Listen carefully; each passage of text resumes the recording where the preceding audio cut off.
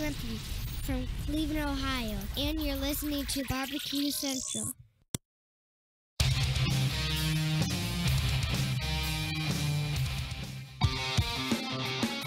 We'll do it live. Okay. Do it live!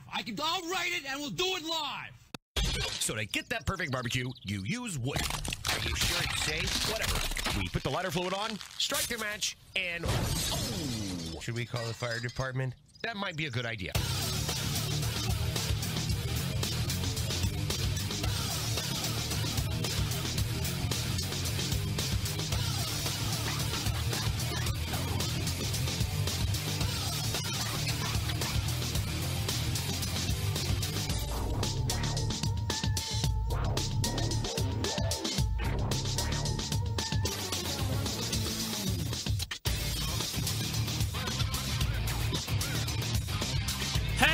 Welcome to the Really Big BBQ Central Show. This is the show that talks about all things important in the world of barbecue and grilling. We originate from the Rock and Roll Hall of Fame city of Cleveland, Ohio. This is the barbecue capital of the North Coast. I'm your program host, Greg Rempe. Happy to have you aboard here for the show. If you have always thought to yourself you would love to get in contact with the show via the emails, but you don't know the email address, so you're a little short-handed, let me help you out with that. You can get in touch with the show by sending an email to Greg at bbqcentralshow.com or on the Twitter and Instagrams at BBQ Central Show. Anything else you want to find out about the show can be found at the main website, thebbqcentralshow.com. And here's what's tap on the show, or here's what's on tap for the show. First time with my new mouth. Coming up in about 12 minutes from now, he is the director of marketing for Traeger Wood-Fired Grills Barbecue Division. He is the pit master for Whiskey Bent Barbecue in the Pit, and from time to time, you would see him hosting he's the pit master for the Whiskey Bent Barbecue competition team, and from time to time, you will find him hosting his own internet-based barbecue and grilling talk show, Whiskey Bent Barbecue in the Pit. Chad Ward will be joining me. Anxious to catch up with chatters, see what's happening with the wood-fired grills over at Traeger, talk a little competition barbecue. Of course, Traeger is going to be sponsoring NBBQA in some form or fashion. I'm going to be going there in mid-March as well, so we'll see what they have planned in that regard and a whole bunch of other stuff to get to. Maybe some 2018 trend predictions from Chad as well. And then at 35 past the first hour, we will be joined by one of the longest semi-recurring guests here on this show, although it's not a tremendous amount of recurrence. You do see him here from time to time, usually good for about a segment a year, maybe two, depending on what things are shaking out and what his availability is. In my estimation, he is a definition of a barbecue living legend, a competitive barbecue cook. He has given cooking class instructions. And I guess most importantly, or the thing that really is his calling card, is this little thing called the FE 100 and the FE Style brand of cookers, now through Cook Shack. None other than Fast Eddie himself, Ed Martin, will be joining me at 35 past. So looking forward to catching up with Fast Eddie and seeing what he's up to, see what his thoughts on the pellet cooker market are. You would recall, all the way back in 2007, I think, was the first time he made an appearance here on this show 11 years ago. And it was not a fad, but it certainly wasn't anywhere near the type of popularity that pellet grills are experiencing these days, and especially over the last handful of years. So anxious to get Fast Eddie's take on the pellet grill industry, and of course, got to ask him about competition barbecue as well. So look for Ed Moore in 35 past. Then we'll move into the second hour. And 14 minutes past the second hour, we will start what is the fourth Tuesday second hour standby segment or segments. That is the Embedded Correspondence segment. We'll be joined by Doug Scheiding, Embedded Texas correspondent, Steve Ray, Tennessee embedded correspondent, and David Huff, Oklahoma embedded correspondent, and get their ideas, thoughts, or as we've called it, hot takes as it relates to something in the barbecue and grilling world and or industry. It doesn't have to be competition related, although from time to time we do talk a lot of competition when those guys are on, because all three of them are competition cooks of varying levels and success. But it's not always about competition barbecue when you get to this show. So somebody might have an outside-the-box take. I might have an outside-the-box take as we're talking. And that will take the balance of the second hour. So Chad Ward, Ed Morin, first hour, second hour embedded correspondence. Your emails as well, should you see fit. Greg at thebbqcentralshow.com.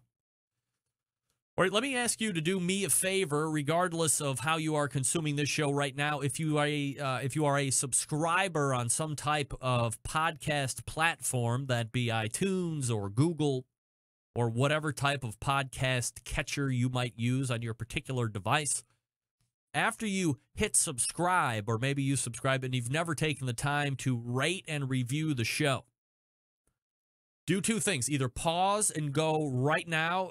Well, if you're listening to it in a podcast, if you're watching live right now, don't do anything. Take in the show as it happens. You'll thank me later. If you're listening to this Wednesday, Thursday, Friday, whatever, and you're listening to it on your podcast platform, hit pause, go to rate and review, leave me a comment. Leave me an honest comment. I don't want anybody just unnecessarily giving me 5 stars for no good reason. So, hey, do that for me. It gives visibility to the show. We are ranked in the top 50 of all food-related podcasts here over the last handful of weeks, so very excited for that in iTunes. I'm not sure how you find ratings in Google, but I guess I don't really care that much. So do that for me. That would be a great big help. I thank you in advance for that. Or you're getting a question here in the chat room, and I knew I would be getting a lot of interest in this shirt right here. Take a look at it. Hashtag Meatman, courtesy of The Best Barbecue Show, which is also a podcast. I don't want to delineate between what's a show and what's a podcast. Best Barbecue Show is a podcast that uses show in the name. The Barbecue Central Show is a show. It's live, it's produced, it's segmented out. We're covering varying topics in the barbecue and grilling world, various people of varying celebrity status, and it's also being recorded to be put up in a podcast. So that's kind of how I delineate. Is it a live show that's just being recorded for convenience for the people that can't get it live, or is it really just a recording / podcast? And you put show in the name. Hey, show's exciting. Anything can really be a show. But if we're being honest, Barbecue Central Show is a show, and a lot of the other podcasts that have show in their name are really just podcasts because they're not live. Anyway, big shout out to Stover, of course, and gotta say it, my man Yanni for hooking me up with the big hashtag Meatman t-shirt. Again, let me give you a quick look. And really, it's simplicity and genius in its design. Very simple, very straightforward. What are you? I'm a hashtag meat man. I do subscribe to the Best Barbecue Show, so I'm very excited to be a hashtag meat man corporal, or G.I. Joe, if you will. An infantry of the hashtag meat man movement. So thanks again to Stover and Yanni for the hookup on the t-shirt. Happily wearing it. Haven't even had time to put it in the wash yet, so it's still kind of got that fresh, weirdo fabric smell that you get with new t-shirts. So I'm excited to wear it around. Have people ask me about hashtag Meatman. Why not? Also, a couple things I wanted to get out of the way. Congratulations to Steph Franklin from Simply Marvelous Barbecue for winning the Smithfield Guinea Pig / Matt Dalton Memorial this past weekend in California. The Genie coming through. Going to show that, of course, the West Coast offense is still dominant, especially out there in the West Coast. You have Big Papa Smokers rubs. You have Simply Marvelous Barbecue rubs, which is what Steph owns. You mix them together, you got West Coast offense. Been winning and winning and winning for years. Top teams in the industry using the West Coast offense however they see fit to help them get the calls and the overall wins and reserves and all that stuff. So congratulations to Steph. And from what I hear, another very successful guinea pig style competition put on by Smithfield, again, the Matt Dalton Memorial. Also, this past weekend, results of the Houston Livestock and Rodeo are in. And taking grand champ overall, believe it or not, barbecue legend Jamie Geer of Jambo Pit fame. He's cooking with buns and roses. Had a combined 258 total points of the 300 total possible. Second place had 257.33, so less than 7/10 of a point separates 1 and 2. Very hotly contested. So congratulations to Jamie Geer. I was booked up, otherwise I was going to effort him. Been a minute since we've talked to Jamie Geer, famed pitmaster, Jambo Pits. Chad Ward coming up out of the break. Stick with me here. I'm going to talk to you quickly about Cook Shack. They manufacture smoker ovens for barbecue lovers with any amount of experience. Whether you barbecue in the backyard on the competition scene or in a 5-star dining facility, Cook Shack has the unit that will do the job. And with a full line of barbecue sauces, spices, pellets, and wood chunks, it's the perfect one-stop shop. Cook Shack strives to be your barbecue resource center by offering cooking classes, online recipes, how-to videos, 2 blogs, smoke and grilling 101s, and a video cooking classroom. Check out their website at cookshack.com or follow them on Instagram, Facebook, YouTube, Twitter, Pinterest, Google+. Get advice and share your passion for barbecue on their world-class barbecue forum. They still have a barbecue forum, believe it or not. Cook Shack pellet-fired smokers, which we will talk about in the second segment, are the choice of champions because they were designed by a champion, Ed Fast Eddie Morin. The FEC 100, PG 1000, always customer favorites. The PG 1000 can double as a smoker and a grill. Low and slow, hot and fast, the pellet grill line gives you the most for your money. Now, maybe you don't like pellet cookers. You just want something electric. Great news. Cook Shack's residential electric smokers are the #1 smoker in that industry segment. High quality means high durability and versatility. Anything you can make in your oven, you can make at a Cook Shack. Passion and dedication drives Cook Shack's manufacturing, with quality always being at the forefront. Get the best in barbecue since 1962. Call 800-423-0698. That's 800-423-0698, or visit the website cookshack.com. That's cookshack.com. All right, Chad Ward from Traeger Grills and Whiskey Bent Barbecue coming up out of the break. Stick around. We'll be right back.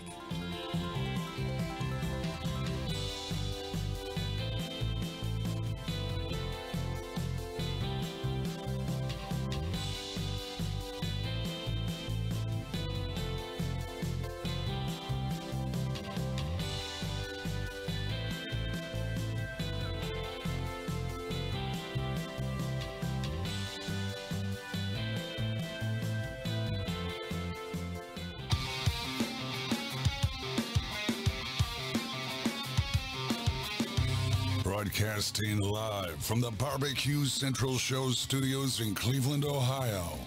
You're listening to the Barbecue Central Show. Once again, here's your host, Greg Rempe. All right, welcome back. This portion of the show being brought to you by Butcher Barbecue, makers of award-winning injections, marinades, rubs, seasonings, barbecue sauce, and grilling oils. All of Butcher Barbecue products have been tested on the competition circuit, as well as in backyards worldwide. Be the pitmaster of your neighborhood. Be the king of your cul-de-sac. And visit butcherbbq.com to stock up now. Always trust your butcher. All right, my first guest tonight, the Director of Marketing Barbecue Division for Traeger Grills. He is also a competition barbecue cook with Whiskey Bent Barbecue.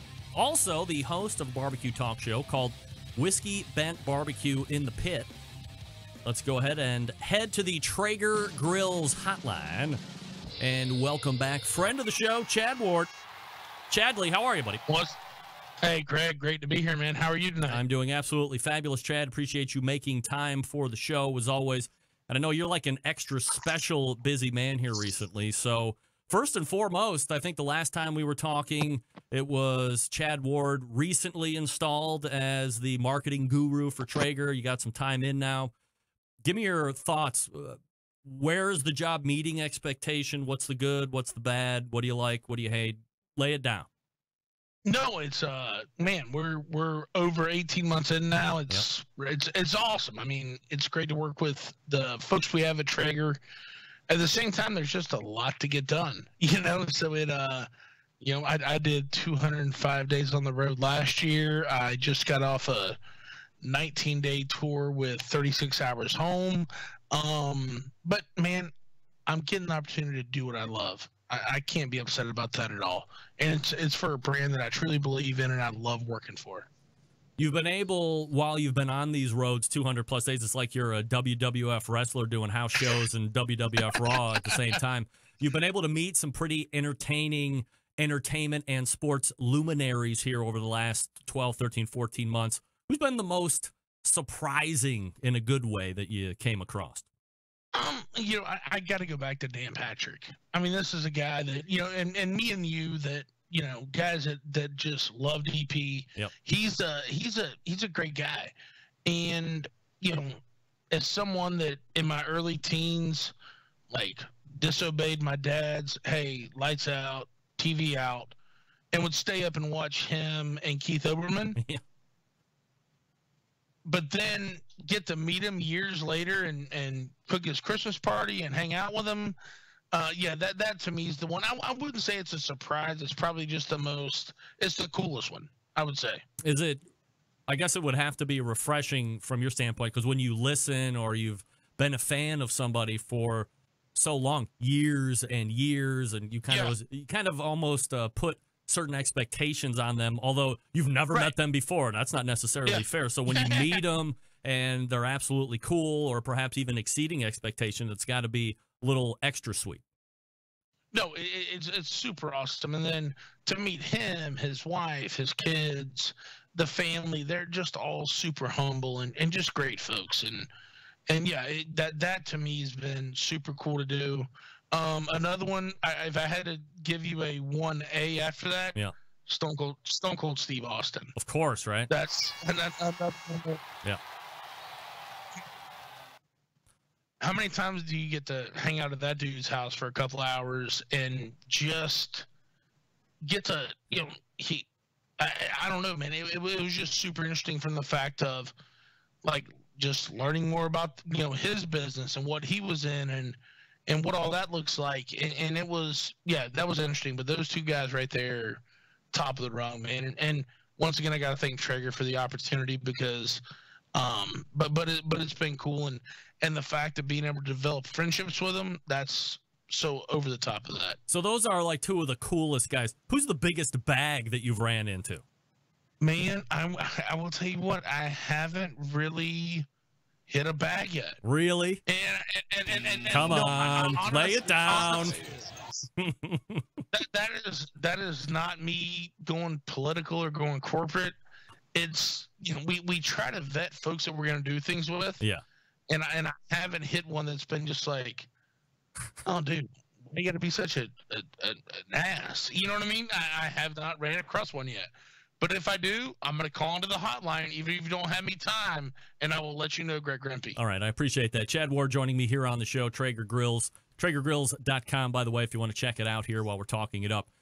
Chad, last time you were on, we were talking about just the fresh launch of the Traeger Grills Timberline product line. Fast forward to present day, does Traeger have a gauge on where you're currently sitting in the market with that? And I guess more importantly, when a new product is launched, whether you're the size of Traeger or whether you're just, kind of a mom and pop Joe Little person, there's benchmarks that put in place to kind of gauge that success. So what have you seen from both sides?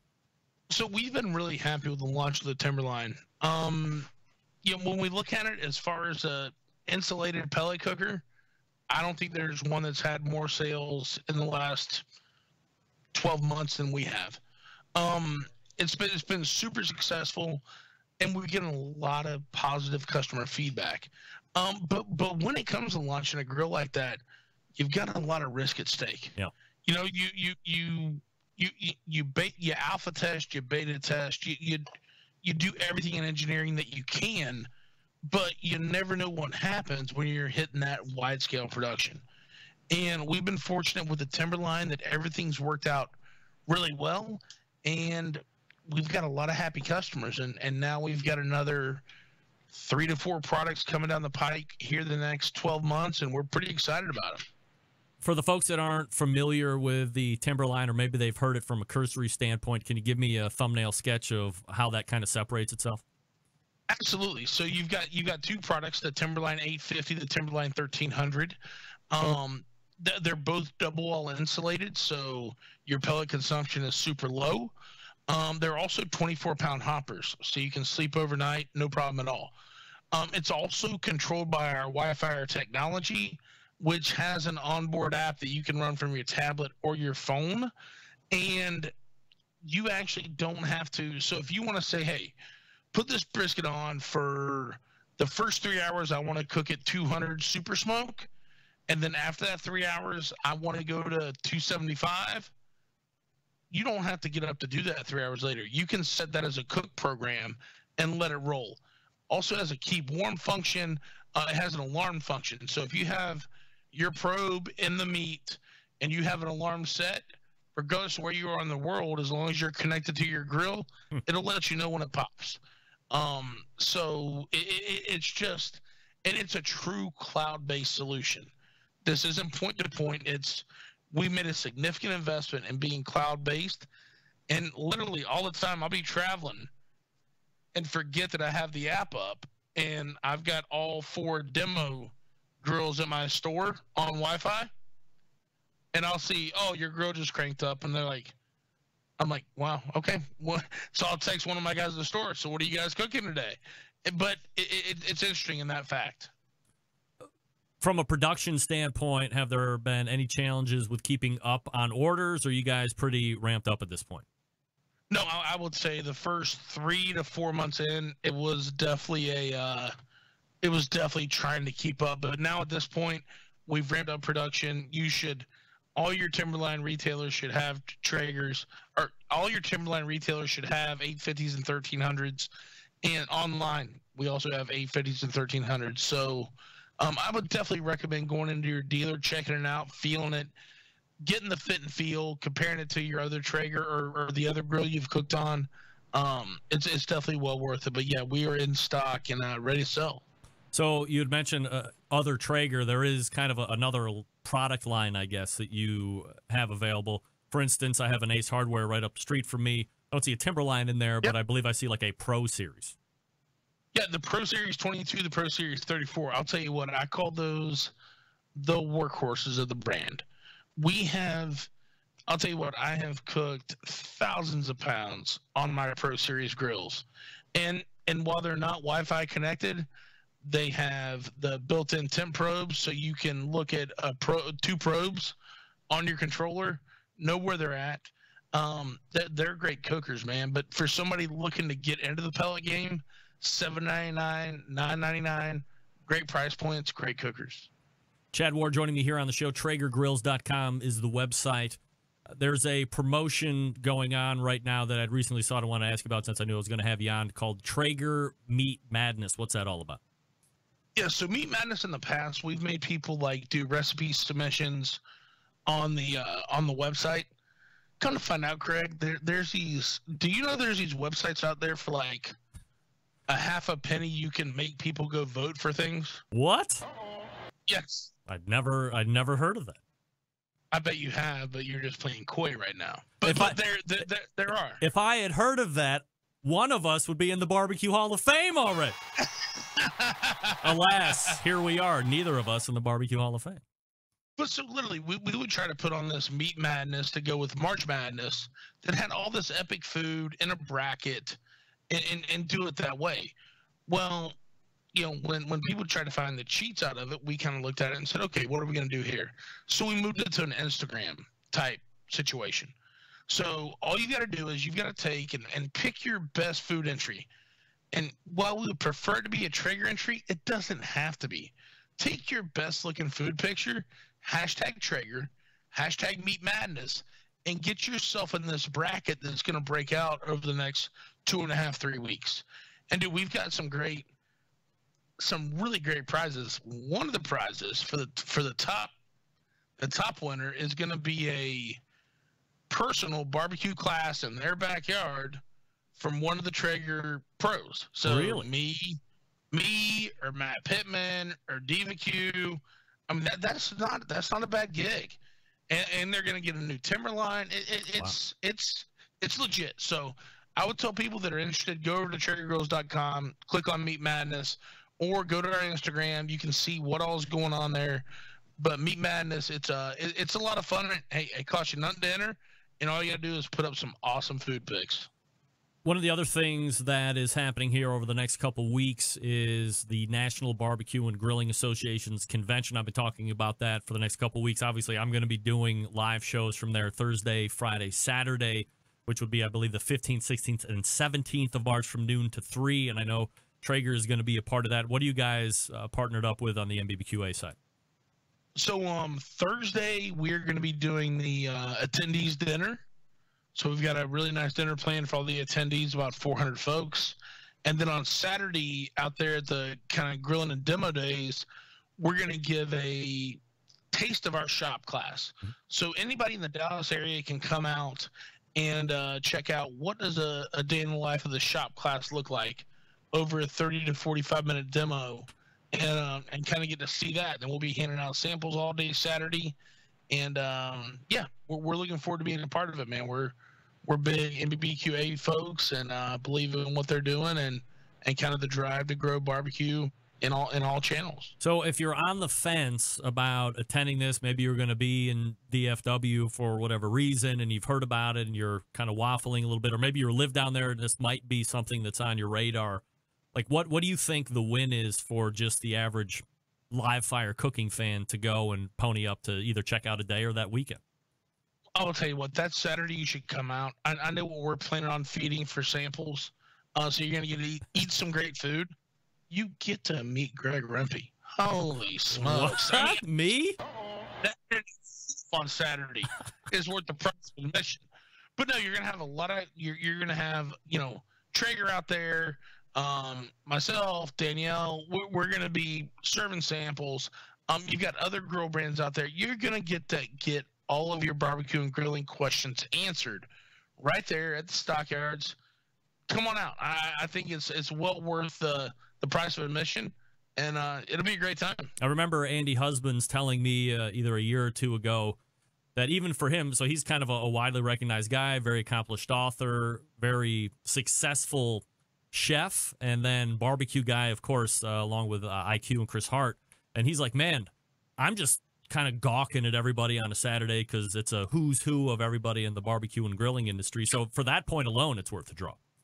No, I mean, you've got Myron, Mike Mills. I mean, you've got all the Chris players Lilly. that are all there. Yeah, for sure. Chris, yeah.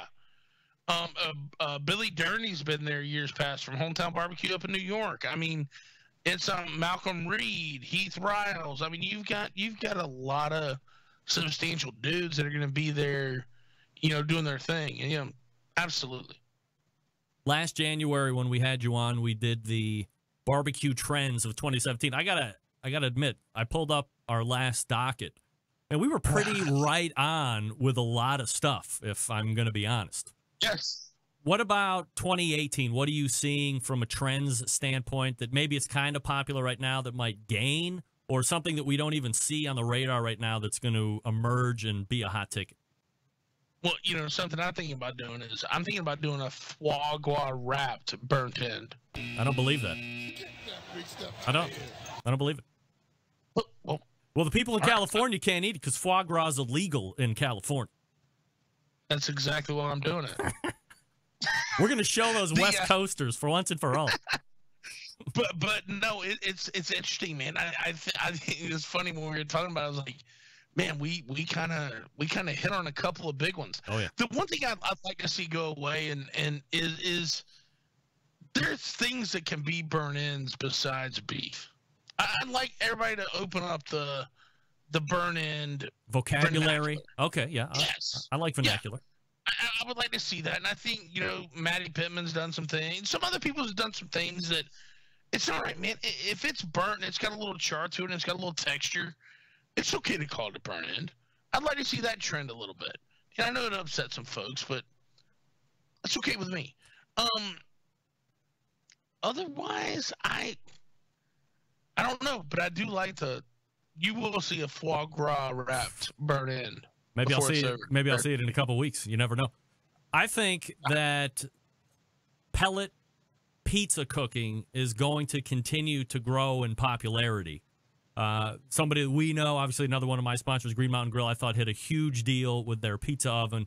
It was like a really cheap price point. It provided a great solution versus importing something for $30,000 from Italy. And then there was all sorts of other accessories coming out. I think that's still kind of an emerging market. I would completely concur. I think it is. And not only just the cost, but not having to take up any more footprint in the backyard. You know what I mean? To me, that's two things. But yes, I think you'll still see that grow. And once again, to me, that's elevating folks' backyard, which I think is amazing. What about your thought on the emergence and popularity of pellet-fueled fireplaces or heaters in place of the propane versions? I think it's funny. We were talking about this the other day because it totally doesn't fall in our business plan. But we were looking at it, and people are going, well, man, now that pellet cooking is so much different than it was 10, 15 years ago. Yeah. There's so many more pellets in other places, so it makes a lot of sense. I think we'll see it grow. I mean, I really do. I mean, the only thing that the difference there is there's a little more cost. You got to have an auger and a motor, whereas you just have to have a converter and a coupler with propane. Right. But at the same time, if you're a house that pellet cooks, why wouldn't you want to take and just pour some pellets into your heater that you're pouring into your cooker? So I think it's got legs. Can we agree that 2018 will be the death nail of the barbecue box? You know what I'm talking about? Yes. The subscription service, all that. I think that's going to be done by summer. There's way too many, great websites out there that why do you need a box? I mean, I think every website out there says, here's our top performers, whether it be, Big Papa's, Barbecue Superstore, Whiskey Bent Barbecue Supply, whoever. There's a ton of them. Mm-hmm. You can go out and it says best performers, and you click down and you see, oh, this is probably something I want to taste and try. Yes, I don't know that we need a box to tell us. Chad, before I let you go tonight, I do want to talk a little bit about the fact that Traeger has found it somewhere in its heart to partner with this here internet-based show. Yeah. And, from a support standpoint, I certainly appreciate it. It's great to be aligned with the biggest name within that portion of the industry, so I certainly appreciate that. But I guess what's the win that you guys see from a Traeger standpoint in partnering with the show? Well, Greg, personally, I mean, I've admired you from day one, man. You're a great friend of mine, and what you did, I mean, you're the pioneer in barbecue radio. And while I love to do it on a part-time basis before you, but I'm always that way, and that's something we talked about, when I wanted to get into this, and people can go back and listen to it years ago, but I would have never got into having my radio show if it wasn't for you. And listen to it and just wanted to have a little different format. But if you would have been good with it, I'd have never done it. But then when I look at it as a brand, taking my personal hat off and coming over as the director of barbecue marketing for Traeger, yep.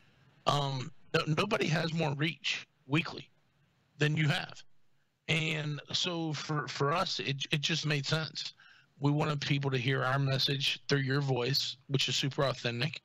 And I don't think you would have took us on if you didn't believe in it. So it's just, I think it's a great partnership, and I look forward to growing it further, my friend. Yeah, me too. No doubt about it. In 2 weeks' time, both Chad and I will be in the Dallas-Fort Worth area for NBBQA. So, again, if you're on the fence, mean, what two better great-looking faces for movie acclaim, and then, of course, our winning personalities probably ahead of our good looks. But nevertheless, we'll take what we can get. It's Chad Ward from Traeger Grills. Again, the website, TraegerGrills.com. Chad, always appreciate the time, man. Thanks so much. Look forward to spending time with you in a couple weeks. Take care, Greg. All right, there he is.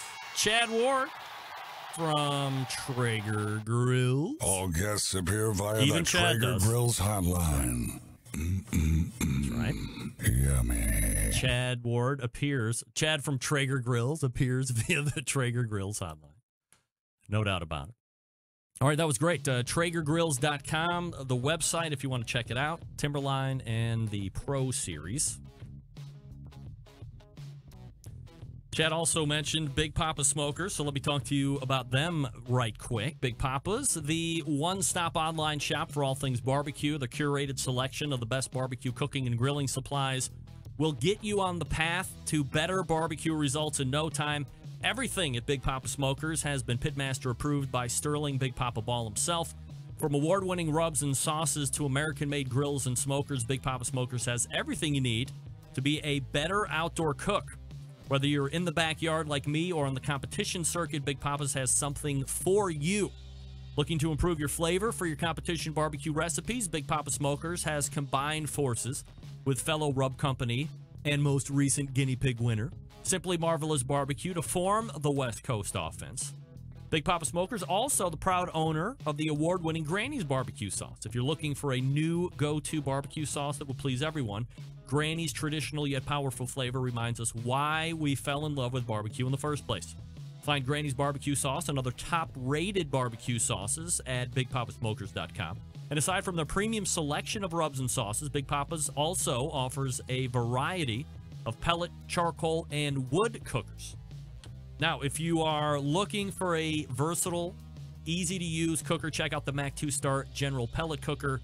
Big Papa Smokers is the exclusive Mac dealer and even offers special packages. Not a fan of pellet smokers? That's fine. Take a look at the Old Hickory Ace BP. It's the only charcoal cooker that Big Papa trusts on his competition trailer. If you're a backyard barbecue enthusiast looking for a durable, versatile grill that will last forever, the M Grill is just what you need. They're built like tanks. Not sure what grill you need? You can't go wrong with any of them. Featured on BigPapaSmokers.com. They have something for every kind of backyard cook. It's clear that Big Papa's is the place to go for all things barbecue. Every product featured on their website, hand-selected to help you barbecue better. Boost your barbecue skills with the help of Big Papa Smokers, the #1 online barbecue store. You can call them toll-free at 877-828-0727 or shop their website at BigPapaSmokers.com. That's BIGPOPPA Smokers.com. Fast Eddie coming up out of the break. Stick around. We'll be right back.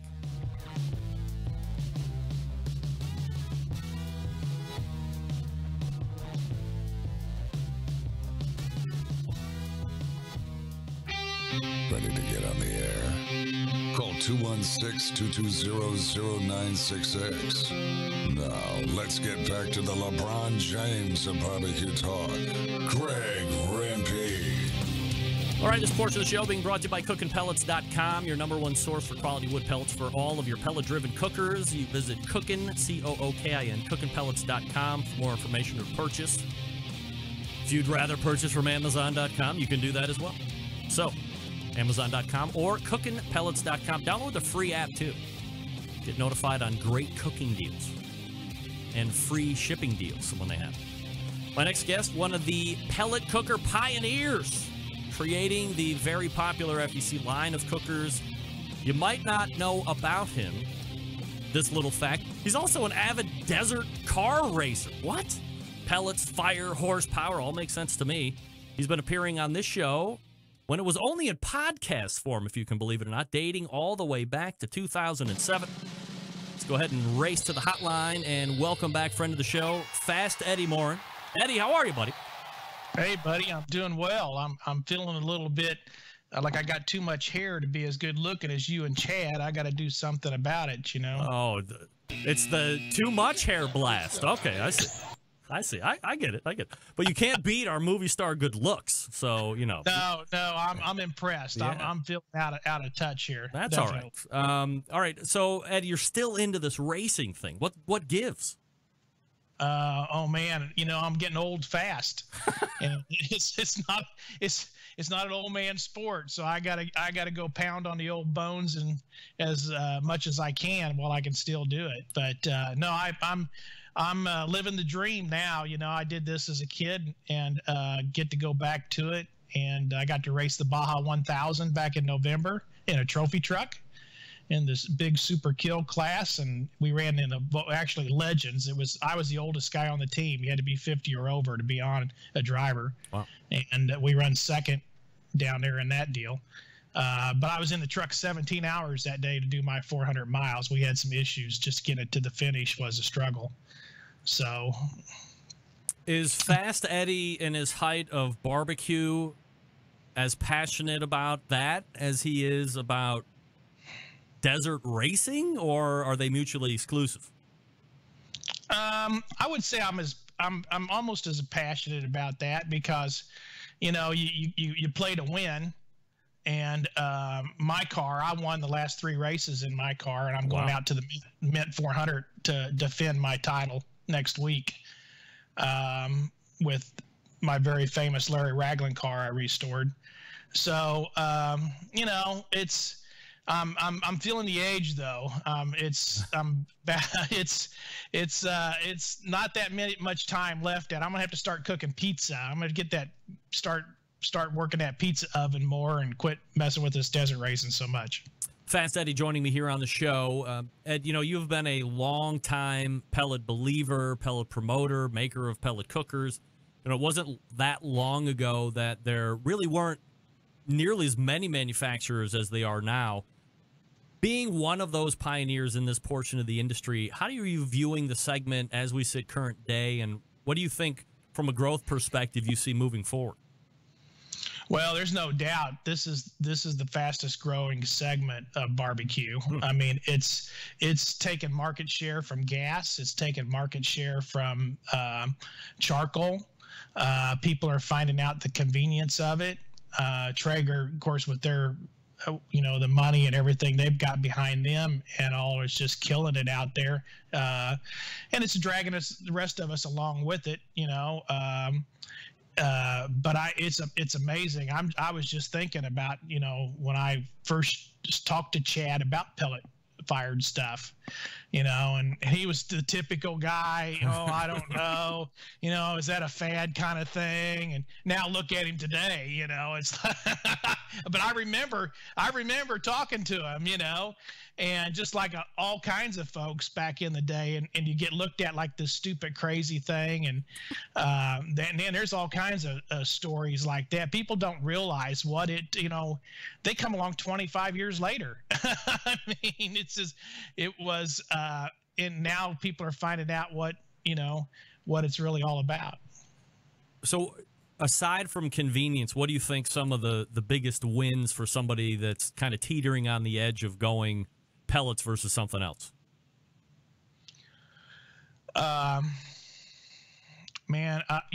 Flavor and convenience it's both there. And another thing too, families buy grills. The wives don't want to mess with this stuff.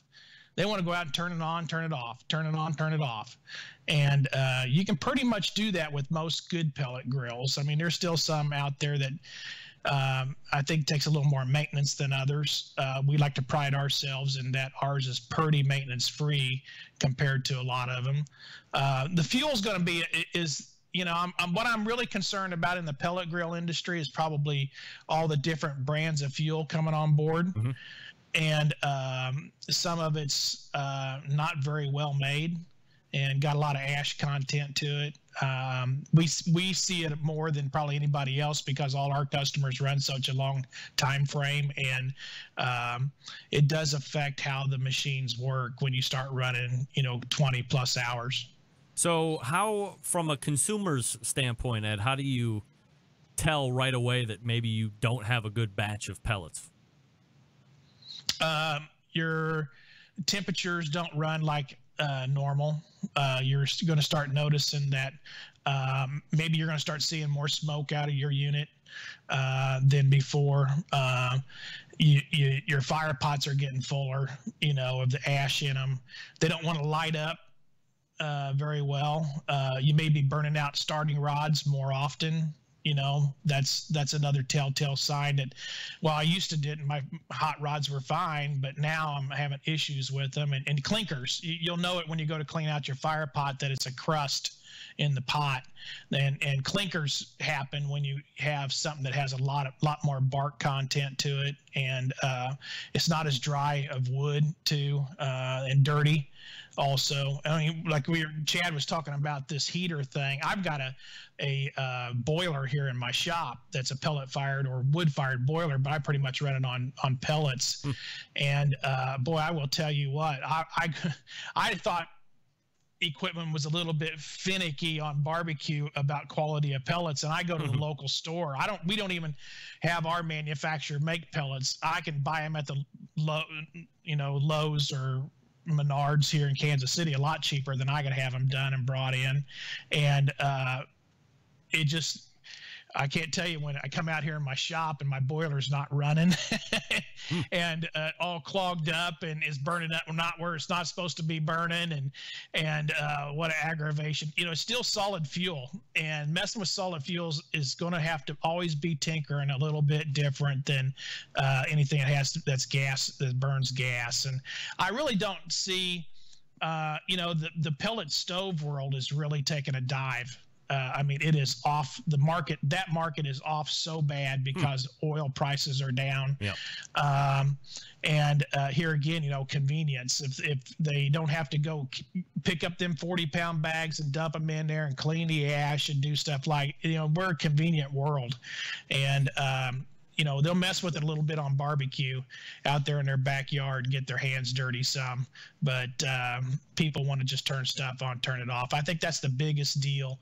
That Ron Popeil, that's I always loved Ron Popeil, and that's like on our pizza oven that you put it in, you shut it, you take it out. There's no spinning it, messing with it. It cooks even the whole way. I always like that. When we try to test and do stuff for our cookers, we always try to be like the Ron Popeil method. I remember, it's funny you talk about the pizza oven. Chad and I were just talking about that last segment. I remember when Stuart came on the show and kind of made that announcement that, hey, we're going to be making this industrial pellet-fired pizza oven, and it was something that Cook Shack was very excited to start getting out there. What can you tell me as far as the success that unit has seen? I've seen some videos with you on it. It looks absolutely tremendous. Well, it's taken, it's a new product, takes time. We've got a few of them here and there. We have showed some big restaurant groups that are thinking about adding a pizza to their menu. That's what that tabletop oven was designed for. The food truck industry, I look for it to get real big with that because they can put them on their food trucks extremely easy. That oven's running about a 3-minute pie with the dough that we like to run. In less than 3 minutes, actually about 2 minutes and 45 seconds. So you're talking about you can run 20 pies an hour per oven. That's pretty good. So, but it's coming along. We've got, there's a lot of stuff looking, and I'm talking some big numbers. That thing's going to do really, really well. Ed Morin joining me here on the show. We're talking about pellet stuff. And let's switch gears just for a second. I mean, certainly pellet driven. We'll talk about competition barbecue right now. I remember when we were doing roundtables and other podcast interviews, there was a point when you had said, geez, I just started injecting my pork butts. You had never done that before, or you weren't really down with that. And now, of course, a lot of stuff has evolved over the last 10, 11 years to where it's commonplace to do all this stuff now, or you would never think about not doing it now because you want to give yourself the best chance to win. How are you viewing competition barbecue as it sits right now, and what do you think some of the biggest trends have been over the last couple of years? I'd say the biggest trend over the last couple of years is the downturn of the local team. The used to be competition barbecue was like the revival that came to your town, and then a lot of your friends and neighbors came down and cooked. And I think you're starting to see, even like the Ponca City contest is having a hard time with the locals coming out, and because it's such an expensive sport now. You got to buy such high-end meat. You got to buy all these products. You have to do so much to it, the work ethic that you have to have into it. It's not as much of friends and family and kind of thing that it was. So I think we kind of have. I mean, we all kept talking about we want to be like NASCAR. Well, we are being like NASCAR in my book. And you're starting to see empty seats in the grandstands, and you're not getting the locals coming anymore. People are finding out I'm better off sitting around messing with my phone than going out there and loading my truck full of all my cooking stuff and then go to a cook-off. I just think it's very sad to see the rise to it. I mean, there's more and more cook-offs around, but they're smaller and they're not like what they used to be. And I think you're losing. It's driving down. You're not seeing any young folk because they can't afford it. I was looking at the board members the other day, and I was a little bit disappointed. The only woman that was on that whole picture right there was Carolyn. Mm-hmm. I remember back in the day, we'd have 2 or 3 gals that were on the board, and it's the diversity of it, it's so much different. Do you think that there's a time where that revival type feeling is going to be coming back, or has it evolved so much that where we're at now is kind of the standard and it's not going to devolve back into what you were talking about? I don't know how you're going to be able to do that. Personally, the steak deal that's coming along, you can go and set up and bring some friends along, and you can cook it for a pretty cheap cost. I look for it to kind of fall in the category like the chili cook-offs do, very, very similar to that. But that overnight party revival, family and friends sitting around, on Friday nights and having their Saturdays, at cooking. I think that's because, the big guys come in, you don't see them till 5 o'clock in the morning. They fire up and they're going to cook hot and fast, and that's it, and they're blowing in, blowing out. They don't want to do that. And so the locals don't get to go around and meet them. Mm-hmm. They don't get to go around and talk with them. They don't get to go around and associate, and it's, it's a little bit disturbing. And I don't, there's several things that happen to it that's done that. And, it's, I don't know how you would turn that ball around, really. I mean, I just don't. We'd have to really sit down and put a bunch of heads together. Ed Fast Eddie Moran is my guest right here. You can find his cookers at cookshack.com, by the way. The FEC line certainly there. And, of course, Ed always available on social media and so forth. I'd always appreciate the time, man. Thanks so much for doing it. All right. Yeah, hey, loved being on once in a while. Great. Good luck. You're really looking sharp, man. You're looking good. Yeah, good luck on that race, Ed. Be safe. I appreciate it. All right. Appreciate it. Look out. All guests He's got to be safe in that race. Come on, Eddie. Hotline. Yummy. I'm not sure, but Ed might be making fun of my lack of hair. That's all right. At least I'm not holding on to something that I know is retreating at will, by the way. That's barbecue legend Ed Moran. I'm going to talk to you quickly about the Barbecue Guru, the longest running sponsor of this show. The Barbecue Guru has always believed that outdoor cooking should be easy, because it can be, especially with the Monolith Barbecue Guru Edition grill. The Monolith is the world's first temperature-controlled smoker with a built-in power draft fan. That's right, it actually comes with the cooker. This means smarter control, greater freedom with automatic pit temperature controls. Easy to choose your cooking time and temperature, and let the Monolith do all the hard work. Consider it your sous chef or barbecue pitmaster. With minimal effort, you now have oven-like precision at the grill and can serve the tastiest, juiciest meals each and every time. You head on over to bbqguru.com. That's bbqguru.com. And check out the website, see what they have. And again, if you're going to order the Monolith, the fan is already built into the cooker, so all you need is a controller. Now, here's the win. If you already have a Barbecue Guru temperature controller and you buy the monolith, you don't have to buy an additional controller to get this thing to work. All you have to do is hook up the controller, and now you're off and running. Because remember, the fan is built in to the monolith. Also, you're not going to get jammed up by only getting the grill, and then you had to buy the nest, and then you got to buy the deflector plate and the side shells and the ash tool and the grate hook and all that other stuff. The monolith comes with an inordinate amount of accessories at no additional cost. So it's like a complete turnkey operation when it comes to the ceramics. Plus, the fan is already built in, and if you have an existing Guru controller, you just hook it up and you are off and running. Doesn't get any better than that. Again, the website, bbqguru.com. If you have any questions, call them 800-288-GURU. That's 800-288-GURU. The Barbecue Guru continues to be a breakthrough in barbecue technology. All right, that was Fast Eddie Morin. We will come back to wrap the first hour. You're listening and watching the Barbecue Central show right here on the Barbecue Central Network. Stick around, be right back.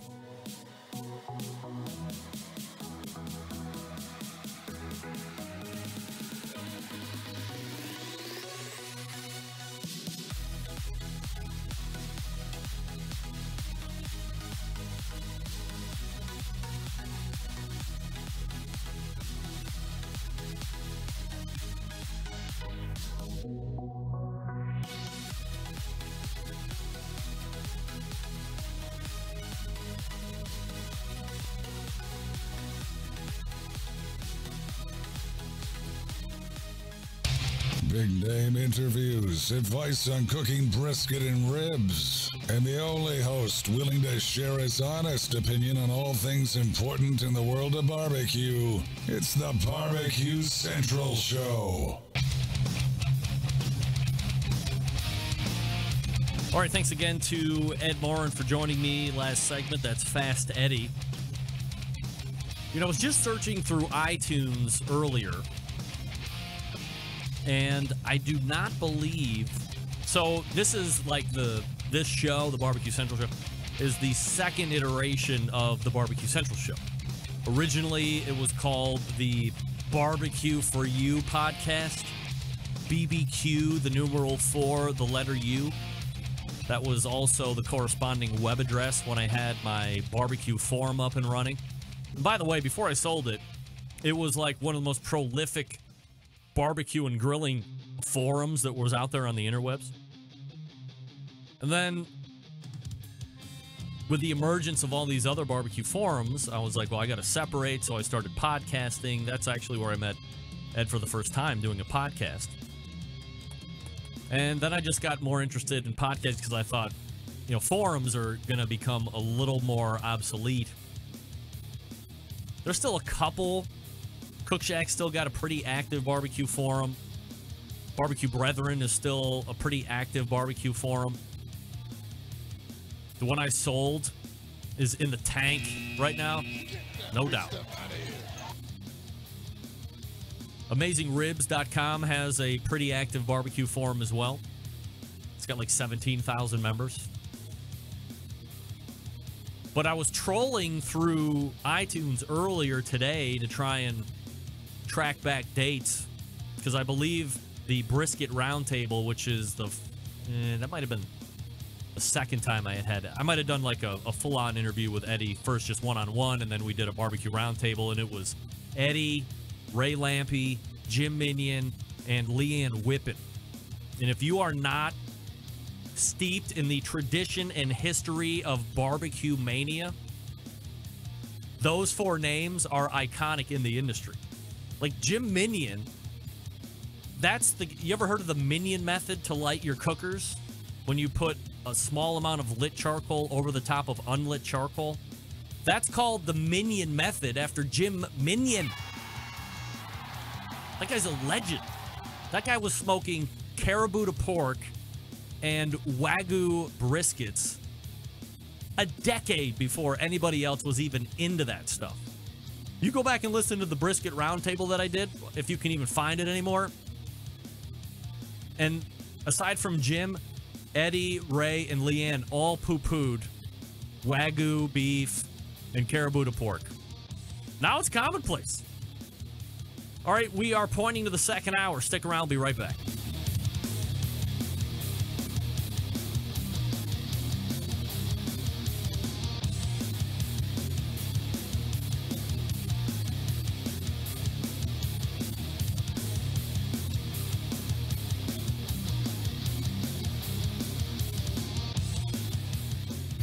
Hey, this is Helen Paradise from SoCal, and you are listening to the Barbecue Central Show.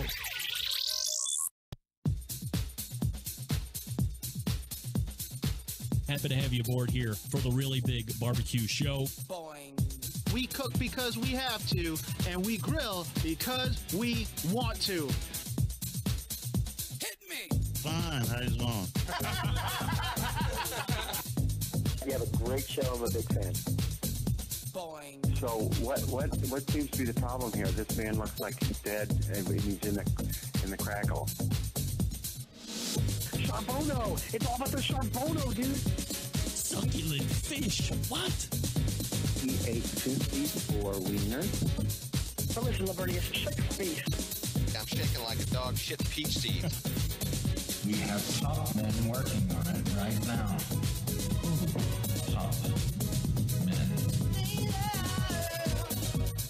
All right, just like that, we are into the second hour. Here we go. Hey, if you missed the first hour, shame on you. And where have you been?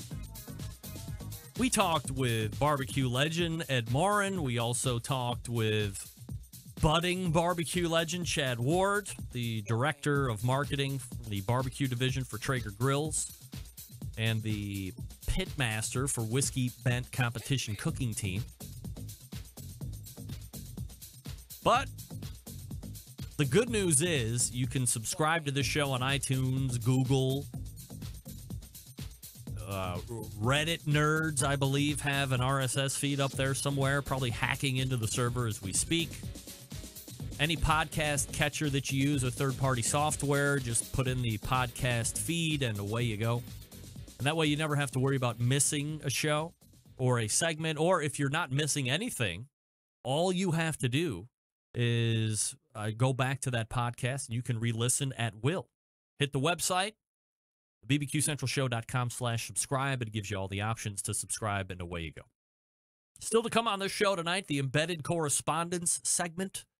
Doug Scheiding from Texas, David Huss from Oklahoma, and Steve Ray from 10IC will be joining me to go over their hot takes for the month.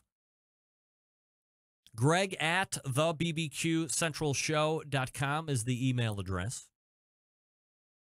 So this past weekend drew a close to the 2018 Winter Olympics.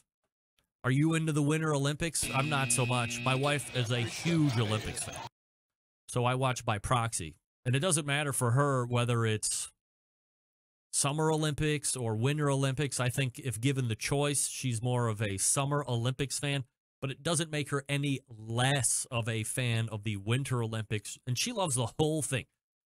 The coverage of it, the sports, the finishes, upsets, underdogs, favorites pulling through, all that stuff.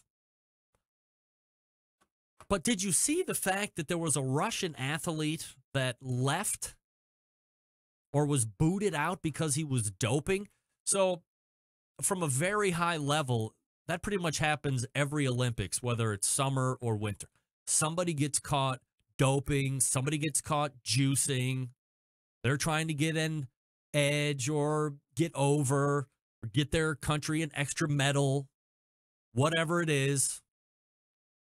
So they dope and they juice, and inevitably they randomly get picked. They got to pee. They test. They're positive, and they're out. And I can see that when you're doing the 50,000-mile cross-country ski. I can see it if you're doing some of those long and or short track ice skating things, because it's very taxing on you physically.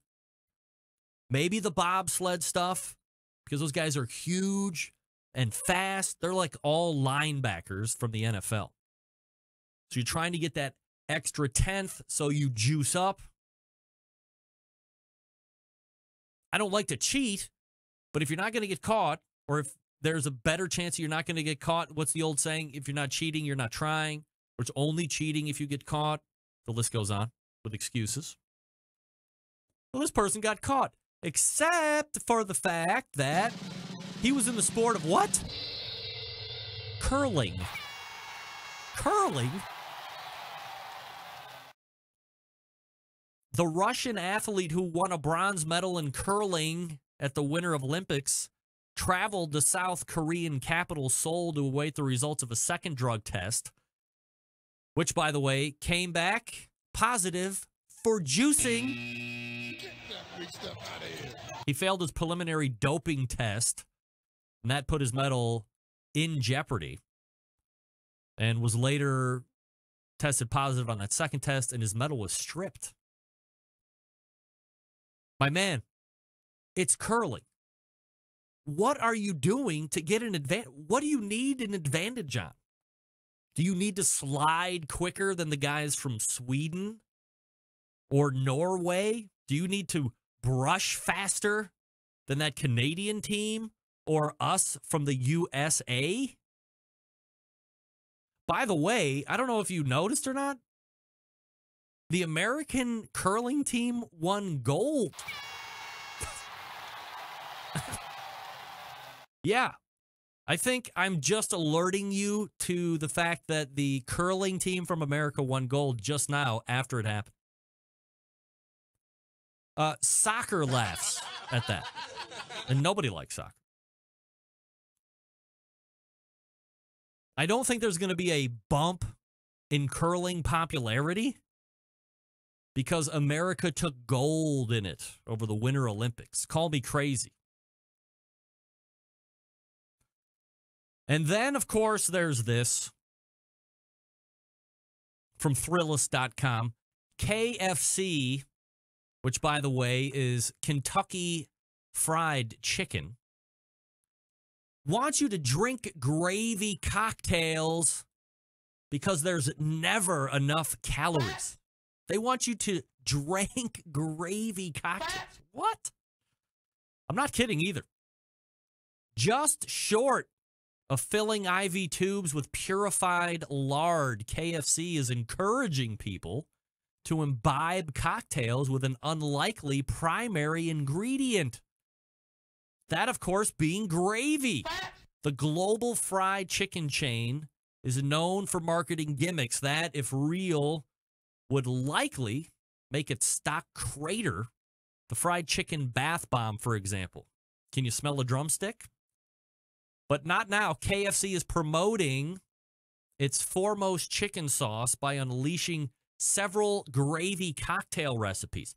Seizing on the stocktail trend, which has been sweeping cocktail lounges with various meat-infused libations, the fried chicken chain hopes you will pour its gravy into a cocktail glass, put it to your lips, and drink the hypercaloric content. Of course, this all depends, however, on how much you love submerging things in KFC gravy.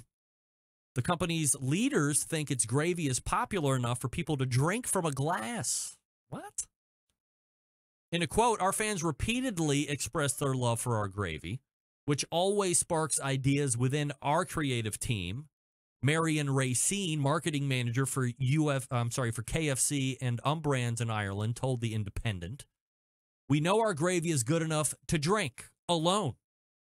So with stocktails being a real hit at the moment, what a better ingredient to use to take it to the next level than gravy." KFC has also released several videos showing how to make the drinks. The first of which is the Gravy Mary, which is shown in a detailed video. Then the Finger Lickin' Sour combines mezcal, which I believe is some kind of a tequila, I think, or is that a rum? Whatever it is, it combines mezcal and, yes, gravy, which is probably a first in the history of cocktails. Since these aren't being sold at any actual KFC outposts, because I believe they don't have a liquor license anywhere in the states that I'm aware of. They don't sell beer at KFC. Like, you can go to Chipotle and get a beer or a margarita in a can or something like that. But I don't believe you have that option at KFC's. And it's been a while now since I have gone to the KFC.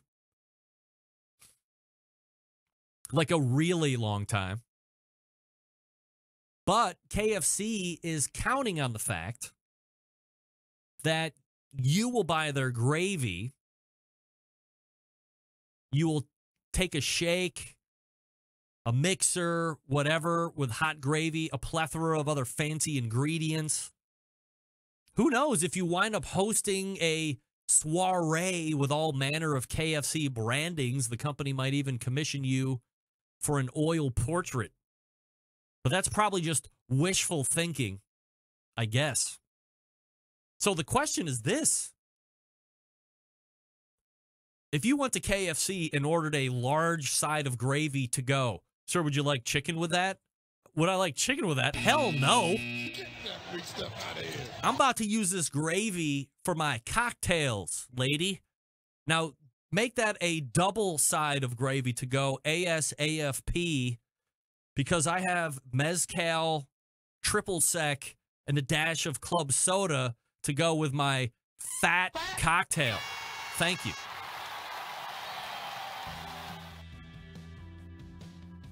Gravy cocktails. Like barbecue people and waistlines aren't a nightly topic of conversation. Like, okay, let's eat all the brisket and then wash it down with a gravy-flavored drink. Sounds delish. All right, the Embedded Texas Correspondence segment's coming up. Let me talk to you quickly about Green Mountain Grills, makers of some of the best pellet cookers out there on the market today. 3 different sizes to choose from, as I tell you about each and every week. You have the Davy Crockett. That is your most portable solution. If you're really into doing that whole tailgate thing, maybe you're into camping. If you take your car and you have a 12-volt outlet, all you have to do is plug that Davy Crockett into the 12-volt, and away you go. Now, if you're going to be more of a home guy like me, I don't have any idea why anybody would camp. That's totally beyond me. I want to be in my house and sleep in my bed, go out on my patio and use my Jim Bowie, which is the big one, or the Daniel Boone, which is medium-sized. Now, both of those cookers have the ability for you to rip the guts out of those and then plop in that high-heat pizza oven insert. It's less than $150, and now transforms your Jim Bowie or Daniel Boone Green Mountain Grill pellet cooker into a high-heat pizza oven. Imagine the parties that you can have by simply setting either one of these cookers to like 320 degrees. That makes it about 640 degrees cheaper at the stone. Now, if you want to cook higher than that, here's rule of thumb. Set the pit temperature on the grill. Once it gets to 350 or 400 or 450 or whatever, double that number. That's probably where you're at, or so, right at the stone. Now, you can double check that with one of those laser temperature gauges, but I found that for me, 320 works just about right. If you want to try and cook a pizza in a minute, jack that thing up to 500 degrees. Keep the lid shut. Once it reaches there, you're probably right around 1,000 degrees on the stone. You can get it where your dealers are selling Green Mountain Grills. I'm not sure if there's any online providers there. I'll have to check with Jason Baker and get back to you on that. But there you go. You got Jim Bowie, can accommodate a lot of meat now. Daniel Boone, kind of like that 3-4 family situation. And then Davy Crockett, you can have both of those and then take Davy Crockett wherever you want to go. Again, if you're into camping or you just want to go to the park for the day, stick it into that 12-volt outlet and away you go. They can also supply pellets for those cookers. You get it all right there at greenmountaingrills.com. That's greenmountaingrills.com. We are back with the Embedded Correspondence. Stick around. We'll be right back.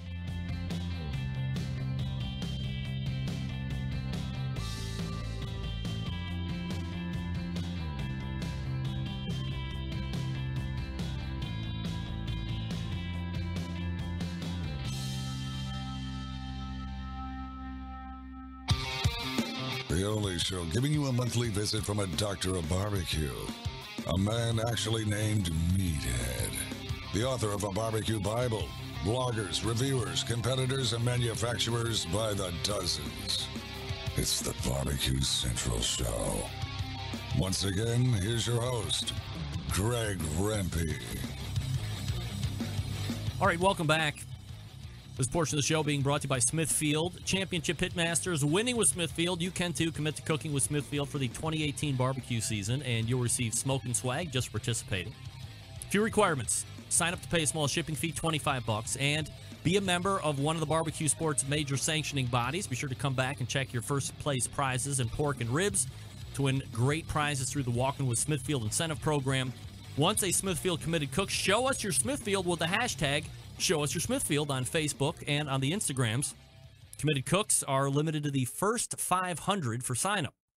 So make sure that you head on over there and take part in all of that fun and frivolity. SmokingWithSmithfield.com. That's SmokingWithSmithfield.com. John Dawson weighing in via the email.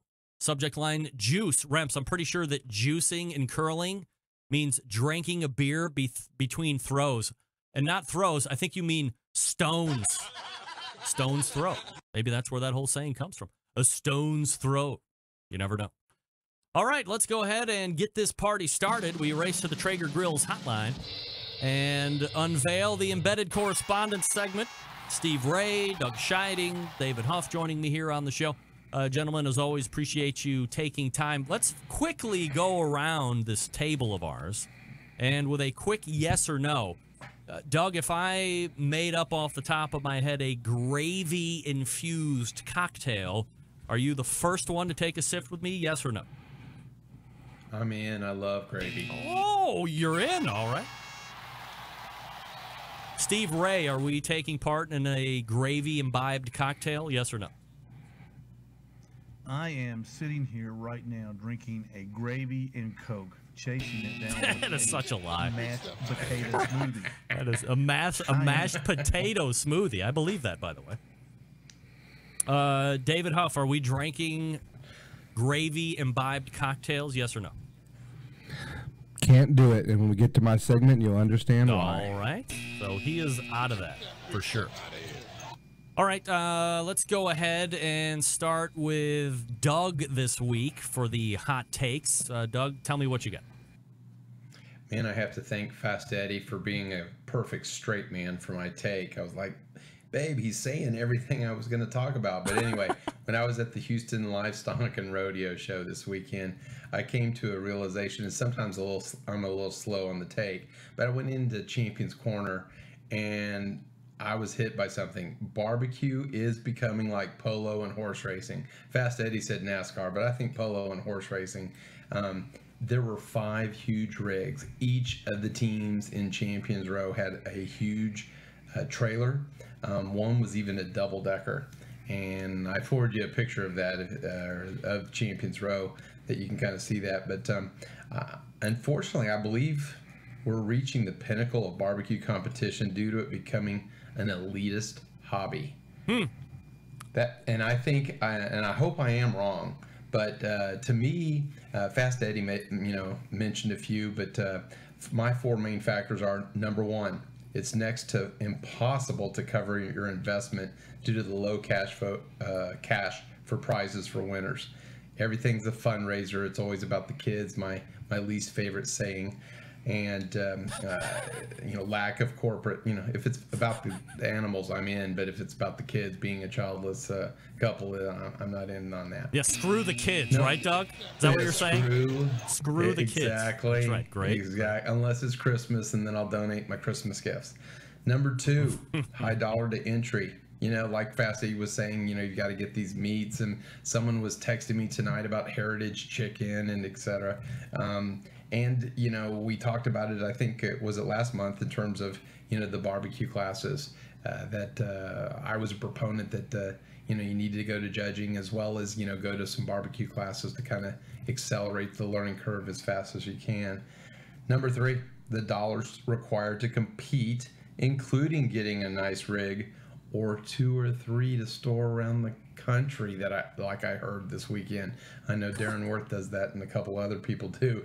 An RV. One of the rigs in Champions Row was for sale for a mere $53,000 because he had already bought a brand new RV, and his rig in Champions Row was only two years old, by the way. But he's already bought a new RV and a new trailer, a 20-foot trailer to pull behind that RV. So custom pits, etc. So the cost to get in is just really high, and it could be a passion. Competition barbecue. This is number 4, but you can't have a day job to be and compete at the highest levels for long. The team of the year. I mean, look at Travis Clark. He's left his job and now he's going in a different direction. The consistency, the need to get sponsors, etc. When I started in 2009, we had a borrowed pit, had one tent and a table, a cot, and we used pizza bags for Cambros. Things have changed. Steve, what's your feedback on that? Well, when I go to contests, fellas, I see primos. I see people spending the night in tents with their families. I see people sleeping under pop-ups on cots, snuggled up in a sleeping bag. I see all types of rigs. I see all types of cookers. I don't think it's being ruined. I think it's a natural progression. I know when we started with a trailer, an old shop truck that we had, and then we moved up to we've got a little very humble food truck, but it's very comfortable. And I don't spend the night outside. I pull up and get set up, and I go spend the night in a hotel, and then I come back and cook that morning. So I don't see it's being ruined by the big rigs. It's fun to look at the big rigs, and I think people that come to barbecue contests maybe gravitate more towards the big rigs. But as far as it ruining the competition, I don't know. I just think it's a natural progression of if you're going to stay out there a long time, you want to be comfortable. And the older I get, the less likely I am to sleep on a cot snuggled up in a sleeping bag. I'd rather be snuggled up with my wife at the Motel 6 waiting to get up. Steve, let me ask you this follow-up question and answer, then I'll go back to Doug, and then David, I'll come back to you to get your idea on this. Maybe Doug's point is, it doesn't have to be like that, or maybe all the people aren't that, but maybe the expectation is being set that in order to be at the elite level, or in order to have a chance at really winning more times than not, depending on however many competitions you're going to enter over the course of the year, that you have to have a toy hauler or a 50-foot Prevost RV, and you have to buy all the high-end meats, and that the cost of entry to give yourself the best shot at winning seems to be almost insurmountable now, unless you have all these other things. Do you think that that's a fair statement to make? No, I don't. And this is the reason why. It's been an expensive sport since I started 5 years ago. I think it was expensive when I watched reruns of Barbecue Pitmasters from 2009, Doug and Greg and David. It's always been an expensive sport. The one thing I do think I hear at contests running through the participants is the judges have no idea what you're cooking on.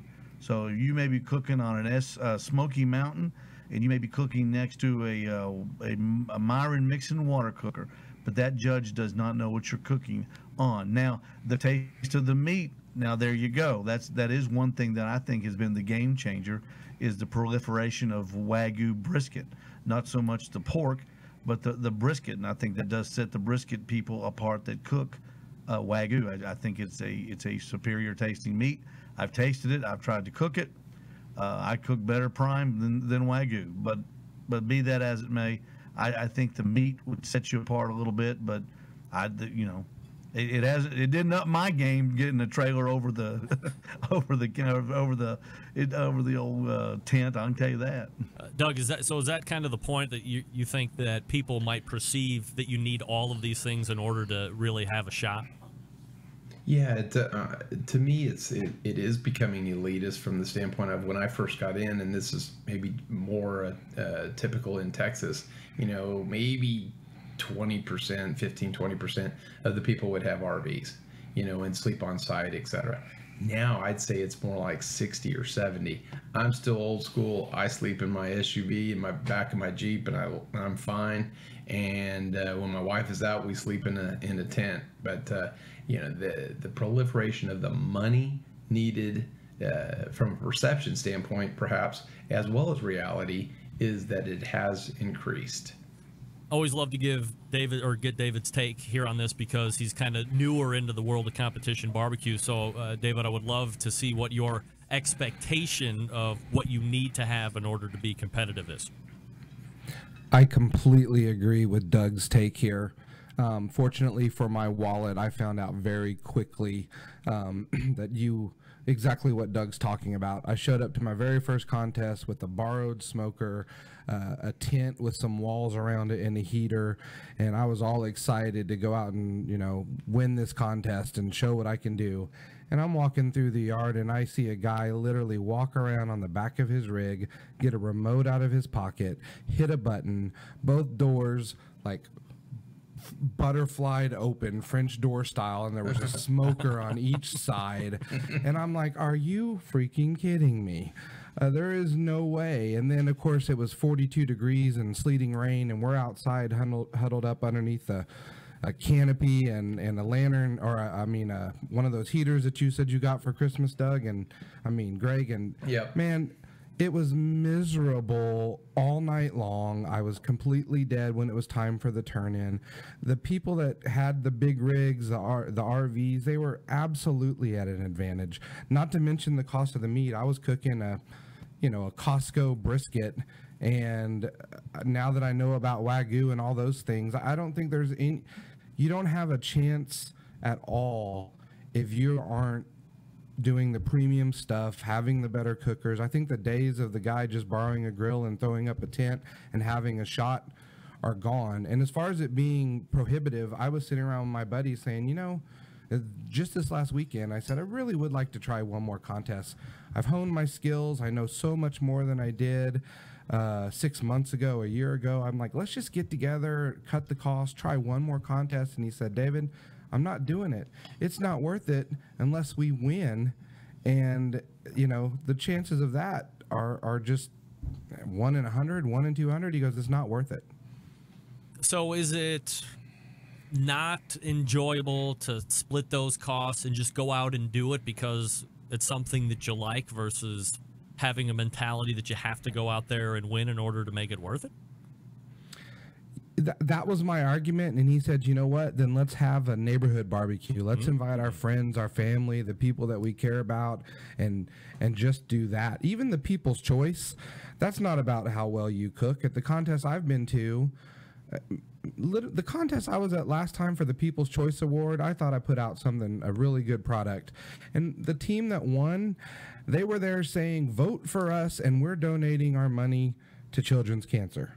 Now, while I think that's a great cause, to use that to, win a People's Choice vote, even that part of it is just, it's unattainable. People are there on a popularity contest versus how well you cook barbecue. So are you on the way out of competition barbecue, David, then? I don't want to be. I would like to find a friend to give me a chance. I'm pretty frustrated with it. I know I can't spend any more money. I bought my first Snake River Farm steak this weekend and cooked it, and it was absolutely, no question, the best steak I have ever made. It wasn't even close to anything I've cooked before. And I know why the Wagyu briskets are winning. It totally makes sense. But I spent less on meat my first contest than it would cost me to buy a Wagyu brisket for one contest. All right, David, we'll stay with you. What's the hot take? All right, well, just like Fast Eddie teed up Doug for his topic, Greg, you've teed me up for my topic tonight with your talk about barbecue waistlines and drinking gravy. Yeah, get the fat drop ready because that's what I want to talk about. All right.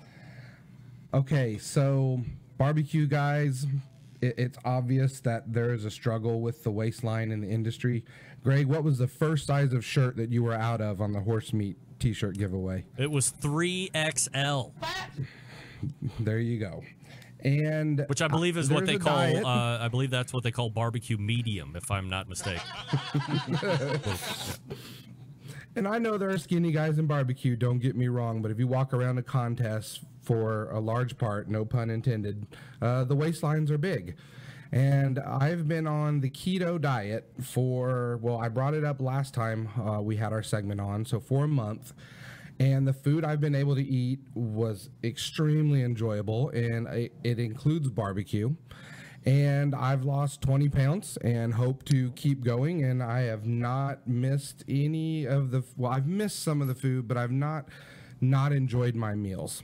So keto is 75% of your calories from fat, and particularly barbecue meats. They love the short ribs, they love the brisket, they love the fattier meats. You're training your body to burn fat as fuel instead of carbohydrates. So for instance, I'm traveling in the night for my real job in Conway, Arkansas.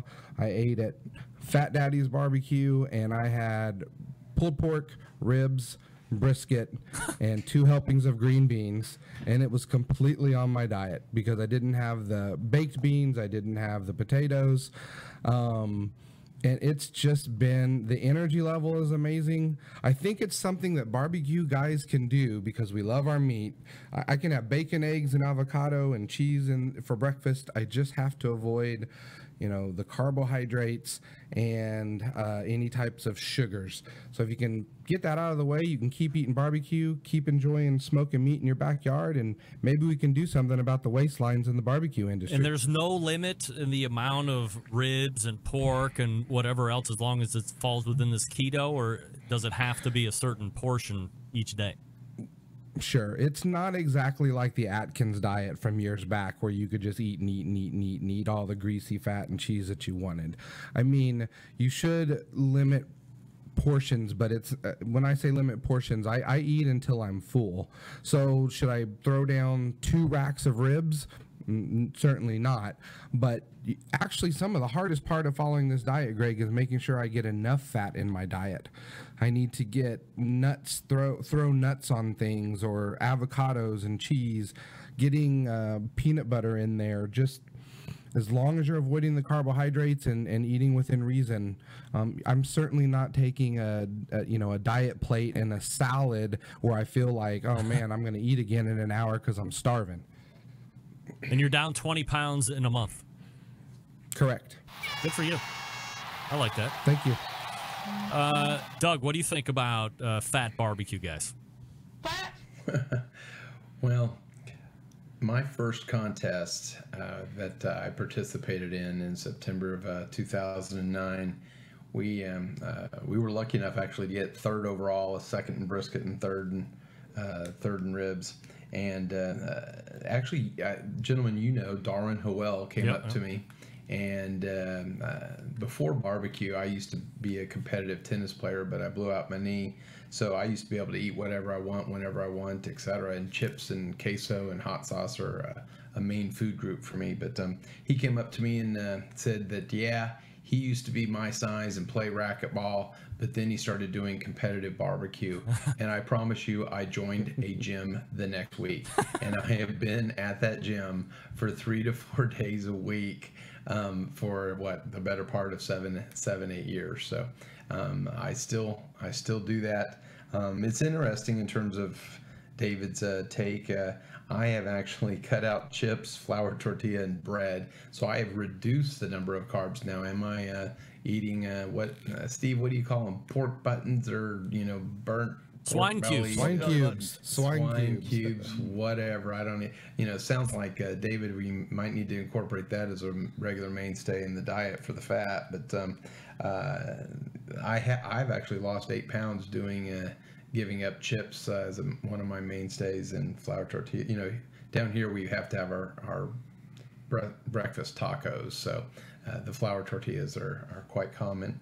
But in terms of, I do get a little worried about some of the people in the barbecue industry and people at competitions, just from the standpoint of their health and going forward. I mean, I cooked one event in when I went to the Zach Brown Band and cooked an event there, and one of the guys that was coordinating it, he said, after a few cocktails, he said, "No offense, but you don't look like a pit master."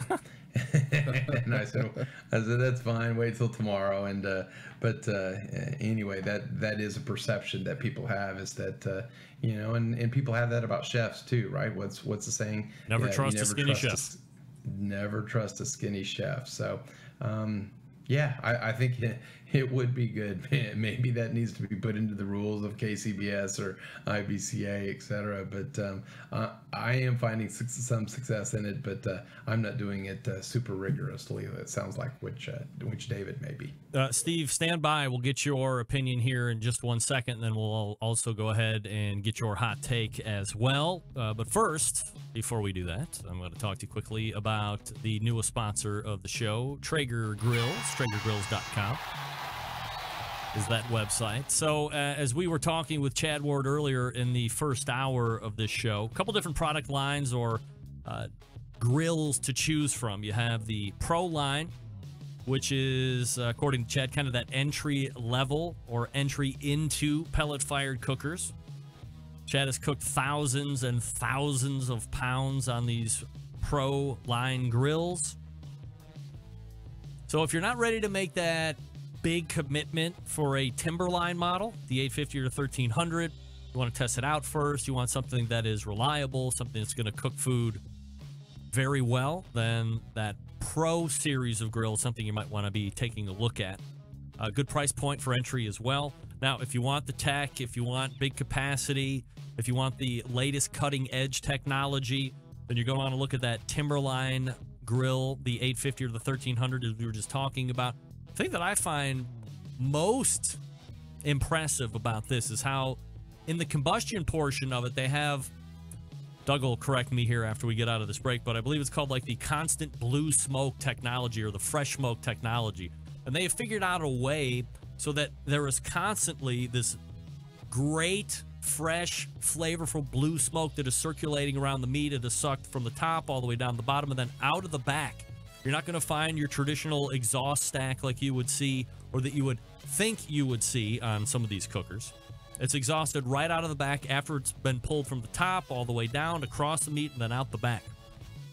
Super smoke technology as well, because a lot of pellet cookers get that stigma for not producing enough smoke, so this is going to help you in that regard as well. And don't forget, when you are online with Traeger, you have all of that technical stuff that you might be looking for.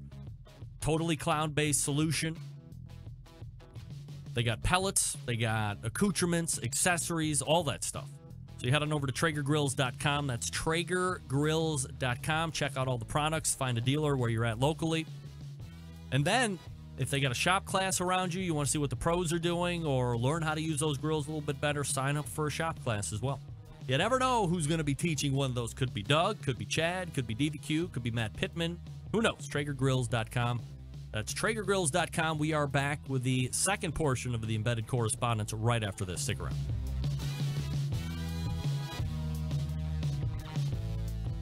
Continuing to produce incredibly mediocre content in an exceptionally professional way.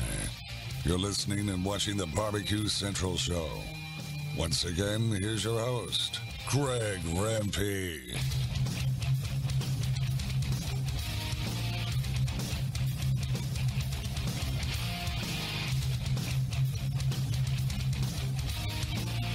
All right, welcome back. This portion of the show being brought to you by Fireboard. Monitor up to 6 different temperatures simultaneously, connect to Wi-Fi or cloud-based monitoring, or connect via Bluetooth. And if you have Alexa or the Google Assistant in your home, you're in luck because Fireboard fully integrated with both. Find out more by visiting fireboard.com or call 816-945-2232. Fireboard.com. Thanks to the folks at Fireboard and their sponsorship of the show. All right, Steve, we left off with you. Your thoughts on barbecue and dieting at all? I feel like I'm on an episode of The View or something like that. What are we going to talk about? Are we going to talk about heavy flow and what kind of pad we use? That's right. Next I'm going to talk about childhood issues here in about 5 minutes. Yeah. But first, hey, your Doug, thoughts. We're having a big barbecue contest here. We're going. It's for the Fat Kids League. We want you to come down. Yeah, I'll be a for the fat spokesman. kids. Yes. Not just the kids, but the fat kids. Great, good stuff. Oh yeah, I'll donate a lot of money. Only one way to lose weight. You got to burn more calories than you take in. Everybody in barbecue could probably lose a little weight. I'm just worried, David, that Travis Clark's going to kick you out of Oklahoma and send you to California or something like that. Steve, what's your hot take? My hot take is I have been all over this new National Barbecue League. I've been following these guys on Facebook for the last 2.5 weeks since I found out about them, and I like this, fellas. I like this a lot. These are 10 guys that have gotten together, and it's mostly a Midwest thing right now, and that's why their contests are. We're not really going to be in the Southeast or in California or the Northeast. It's pretty much a Midwestern group of guys that have gotten together, and they're going to have like little tournaments within a KCBS event, and I think that when they start pulling into these contests, when all 10 of them get together, I think it's going to be a very highlighted event. I think they're going to be fan friendly. I think the fans are going to want to talk with them. They are going to do demonstrations. I've talked with a couple of guys that are going to be competing in this National Barbecue League this year. And I am excited for barbecue because what these guys are doing are things that all of us have wanted to see: more interaction with the crowd, a more exciting type of contest. And I think this is one thing that will bring people out to contests, is when you can say, we've got the National Barbecue League, all these 10 superstars, and they are superstar cooks. They will be coming to this contest. Come out and meet them. They're going to be doing demonstrations on Friday night, and you can taste their food. They'll be doing hot and fast cooks. They'll be doing steaks. They'll be doing barbecue. Come out and meet them. You bring your children out. I think this is going to get back to something that Fast Eddie said, that will make this thing a more family-friendly event. People will want to bring their children. They'll want to put down their cell phones maybe and taste a steak that's been cooked by Travis Clark. And I'm really excited about it. I think what these guys have put together is something that's a little bit outside of the box, and I'm excited to see how it's going to work. And I hope that they keep promoting it. They're doing a great job on Facebook so far of having people on there. They've had Luke Darnell, Cosmos Q's, Tim Shear, Blake Hunter, and one more. Let's see, who was that? No, that's about the ones that have done. They've shown special videos. I don't know if you guys have seen them or not. Tim Shear did a thing on how to trim a competition pork butt, which I thought was great, and Luke Darnell did one on how to trim chicken for competition barbecue, and they're very informal, or very informational rather. And I'm excited for these guys. I think it's going to be great for our sport. David Huff, let me go to you for your first reaction as somebody who's kind of teetering on the edge of competition barbecue. Do you have any thoughts on the National Barbecue League? Yeah, so I hadn't heard of it until Steve had told me about it prior to coming on. So I went and looked it up, and in theory, I think it's fantastic, Steve. I completely agree with you. A lot of the events that I have attended, not as a cook, but just going to the contest, other than walking around and sitting in the park, sitting on your blanket or throwing a Frisbee, waiting for the People's Choice stuff to be served, there's not a lot at a lot of these barbecue contests that brings people out or things to do.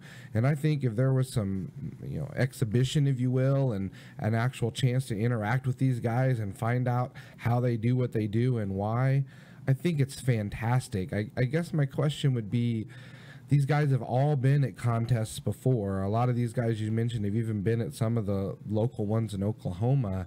How are they really truly going to make it different, and how are they going to pull it off in the middle of trying to do the actual cooking for the barbecue contest?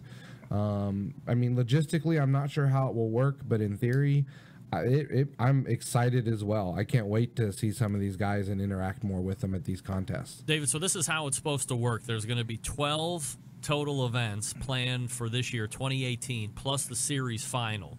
Each team will receive points for the first 8 events in which they compete, plus double points for the final. Scoring will occur in the overall and in each meet category. It will be calculated based on where each league team finishes in relation to each other. The top finishing league teams will receive 10 points. Second will receive 9 on down the line to a minimum value of 1 point. 2 bonus points will be awarded to a league team that wins a grand championship or category win at the event, and 1 bonus point will be awarded for reserve grand championship and for second in each category. Points will be added up for overall and each category, with the highest totals being declared winners at season's end. All ties will be settled by the highest finisher at the final. So that's kind of how the events are going to be run within the events, as Steve said. Does that make sense to you, David? Yeah, and I had read that, Greg, and understood the scoring a little bit. So it sounds like they're just essentially keeping score within the score. Yeah. They're keeping it separately of the people in the league. The part I'm curious about is, I mean, these guys, when it's time to get focused on the turn-in and do their cook, I mean, they're serious business. There's not interruptions. They're sticking to their timeline. They're prepping their boxes. They're doing those things. I'm just wondering at what point in the weekend, unless they come in early, are they going to do the interaction with the crowd and stuff that Steve was mentioning? Because that's the part I think would help bring people into it. Doug, your thoughts on the National Barbecue League? Well, yeah, being at Houston Rodeo, a lot of those teams have their big rigs, and so they'll have to move them in early. They'll get there Tuesday, and they'll have plenty of time Wednesday, Thursday, and Friday. So when I heard about it, it actually made me a little sad from the standpoint of, and I do mean that sincerely, from the standpoint that I don't have an axe to grind against KCBS. I don't hear or know a lot of the things with KCBS, but dadgummit, it would have been perfect if KCBS would have listened to some of the cooks and gotten them on board, brought them in-house, and KCBS taken the lead on this sort of thing. So I think from that standpoint, it is a little divisive. It's kind of a sad state of affairs that the cooks have to take it upon their own to create this sort of league and to do a lot of the things that they've been suggesting, at least as I understand it, for a while, and bringing the public more into it. So I actually think in the short term, I think it's going to take them a while to get it up and running. But one of the things that I certainly don't like is there's no Texas component to this. In what they say, they're going to go strictly by KCBS Team of the Year. So that basically precludes all of Texas. And again, that's just another segregation, divisive. I like in Texas that we're starting to get, all into the IBCA, that Gulf Coast, combined into IBCA. And then, unfortunately, Lone Star is kind of dwindled to a certain extent. And so I like it that IBCA has kind of become the big gorilla. And I wish IBCA and KCBS would form something that would be a little more cohesive. So I think for those two reasons, for the long term, man, this sounds like it's made for TV. And it sounds like it would be great to have a TV series following this and replace all the barbecue pit masters and kind of build this up. And hopefully that would bring in some more corporate money and more money into notoriety and visibility into the competition barbecue. Because as I mentioned earlier, I think we need that because we're not getting new people into competition. I think that the National Barbecue League, and I'm going to look at it from a bunch of different angles and as always be very contradictory of myself. I think that, from a very high level, this seems a little bit of, hey, look at us, we're better than you. I think that all the teams that are in this have certainly more than justified how good they are, especially as it pertains to KCBS judging and scoring systems, and certainly there's no taking away from that. But I think so here's the devil's advocate question here. If those 10 teams are going to plot out 12 different competitions where I guess they all have to agree that they're going to show up to all 12 of these events, if I'm a competitor, if I'm Doug or if I'm Steve or if I'm David, and they're all coming to an event that I typically go to, and maybe this is just me thinking the way I do from a competitive standpoint, I'm thinking, F that. There's no way in hell I am going to go to that contest because it is stacked. I'm going to go an hour down the road and go to, North Texas, or I'm going to go to Ooltewah, Tennessee and cook there at the Lamar Jackson tournament, or, it's there's no way I would show up at any of these events. I have to imagine that some teams are going to head for the hills, as I heard someone just say, and, that could cause a little bit of a detraction as far as team count is concerned. Does anybody think that team count might suffer because you're going to have some of these big dogs rolling into a dozen contests? Doug, do you think that'll be an issue? Yeah, I actually think it could be. On Chad's show, Griff was talking about how he tried to cherry pick a contest this weekend and going to a smaller contest to try to get a GC. So that happens now. So and if it is such a big deal, and I agree, it does kind of initially. That's why I said in the short term, I think I'm against it, but in the long term, I think it could actually be great for barbecue. But it does have a feel of like a little bit of an exclusive club. One of the long-term things that they have on their website is that they want to have regional type tournaments. So so that other people or other teams can get in. That has kind of a Sam's Club feeling, or at least terminology to me, wording. So maybe they're trying to take over some things that are now missing from competitive barbecue and bring them back in. But again, KCBS should have taken the lead on this. I do think that I think there would be a little more of teeth in this if somehow they were able to get outside of the KCBS judging altogether and maybe that's, as you're talking about, Doug, maybe that's something that's going to happen in the future where National Barbecue League spins out all on its own, has their own sanctioning, has their own rules and judging and all this stuff, and then it will be this entity that we've kind of always talked about here over the last 5, 6, 7 years. Is there going to be a true professional league? Maybe this is going to be the National Barbecue League here over the next couple of years or so. Steve, do you see any concerns from an attendance standpoint on teams, or do you think most of them will be like, hey, this is an area I can go and go up against the 10 best? I think that's what would happen. I looked at their schedule, and there's not really a contest that's close enough for me to get to. I would love to compete against those guys, and I know I would not do well, but just the fact, that's what's so great about our sport, though. We can enter a contest, and you can compete against Myron Mixon. You can compete against David Bosca, these people that you see on television and you admire and you watch. You can go and meet them, and then mano a mano with them. I think it's a wonderful aspect. It'd be like getting to hit against Sandy Koufax. It would just be fantastic to try it, and we can do that in our sport. And I would love to go head to head against these guys. And I've gone head to head with these guys, and they drilled me. But one day, guys, I'm going to catch lightning in a bottle, and I'm going to get it, and I'm going to get it. So might as well be against them. Steve Ray is the embedded correspondent for Tennessee, Doug Scheiding, the embedded correspondent for Texas, and David Huff, the embedded correspondent for Oklahoma. Gentlemen, always appreciate the time. Thanks so much for doing it.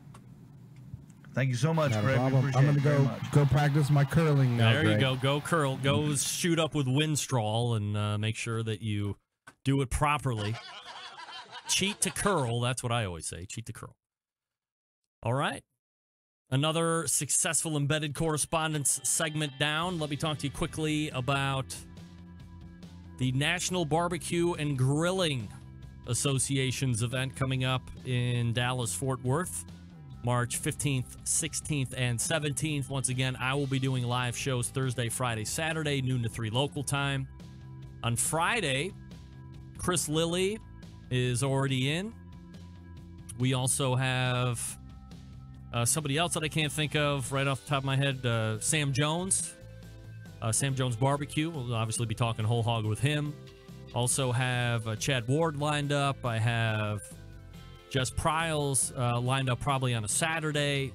Sean Walchef will be lined up on Thursday towards the last segment, I believe. Or maybe that's Friday. Cali Comfort Barbecue and host of Barbecue War Stories, of course. Guys who provided me with the hashtag Meatman shirt. Stover and Yoni will be on the show as well, maybe Thursday. So, jam-packed show. Also, Myron Mixon will be on the show as well. Mike Mills will be on the show as well. So we're loading that up. I hope to have a more defined itinerary for you before we actually head out there, so you can plan your listening days. It will stream live on Facebook. It will also stream live on YouTube, and it will stream live on my audio stream on my website. Again, that's the National Barbecue and Grilling Association's annual conference, Dallas-Fort Worth at the Stockyards. Check it out. We'll be back right after this to wrap up the show.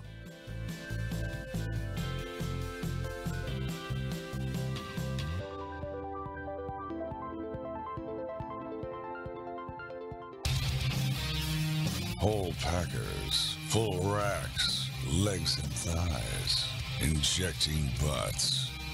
If you've never heard this before, you might think you found the best XXX show ever. Let's get back to the most homoerotic host out there today, Greg Rempe. Email from John Dawson. Remps, I'm sure that you remember that just a few years ago, the barbecue big dogs were looking forward to the NASCARification of barbecue with great anticipation. It was the supposed promised land, and as Doug said, we're here, and it ain't that promised land. Uh-huh. Thanks again to Doug Scheiding, Steve Ray, and David Huff. Texas, Tennessee, and Oklahoma, respectively, in their embedded divisions. Yeah, I'm not teetering on the National Barbecue League, but you can easily see because most people in barbecue are what I would refer to as the JBs or the jealous bastards. And they want to be included, and why not me, and blah, blah, blah. But I do think that to a certain extent that the National Barbecue League is trying to pull away from KCBS as much as possible and do some of the things that all these cooks have said they would like KCBS to do. I think it would have more teeth if they could get away from it. And maybe it's just doesn't have that ability.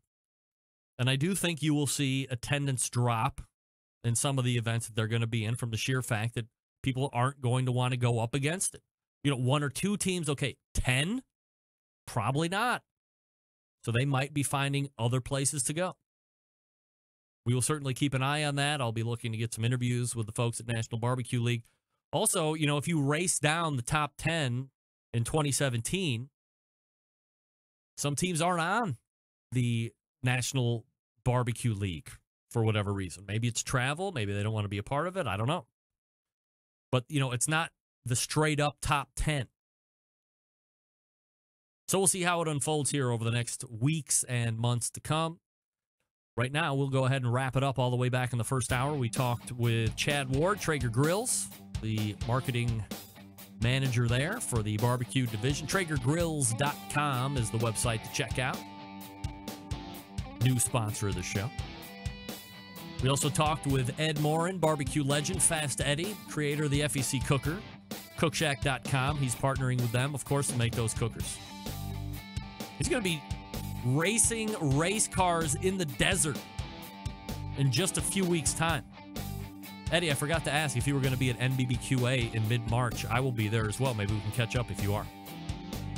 Second hour, embedded correspondence segment. Doug Scheiding from Texas, David Huff from Oklahoma, Steve Ray from Tennessee. Talking about dieting, talking about we have reached the pinnacle of competition barbecue and you need to be loaded in order to be competitive anymore. And, of course, we ended with the National Barbecue League talk. Big show planned for next Tuesday, so hope you're planning on joining me, however you listen. September 11th, 2001, I will never forget. And until next Tuesday, this is your program host and proud U.S. American, Greg Rempe. Good night now.